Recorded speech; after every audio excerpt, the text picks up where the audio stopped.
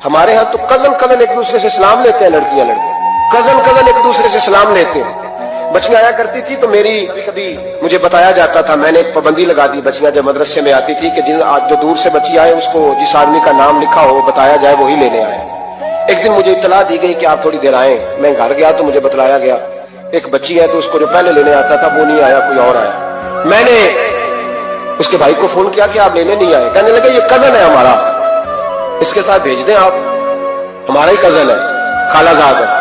میں نے کہا یار آپ کہاں ہو؟ کہنے لگے مجھے 20-25 منٹ لگ جائیں گے۔ تو میں نے کہا ابھی کلاسیں بھی جاری ہیں تو آپ ہی آ جانا خود ہی۔ کہنے لگا سب آپ بھیج دیں، مجھے اعتبار ہے اس پہ۔ میں نے اس کو ایک بات کہی جو آپ کو بھی کہتا ہوں، میں نے کہا یار تمہیں اعتبار ہے تو اللہ رسول کو اعتبار کیوں نہیں؟ انہوں نے کیوں غیر محرم بنایا؟ عجیب تماشا ہے، مجھے پھپھی ذات پہ، خالہ ذات پہ، ماموں ذات پر اعتبار ہے، نبی پاک کو کیوں نہیں؟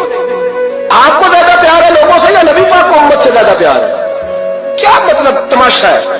کیا مزاج بنا لیا میں نے اور آپ؟ نبی پاک نے ایک شخص پر اعتبار نہیں کیا پر میں اس سے پردہ کرو، آپ نے اور میں نے کیسے کر لیا؟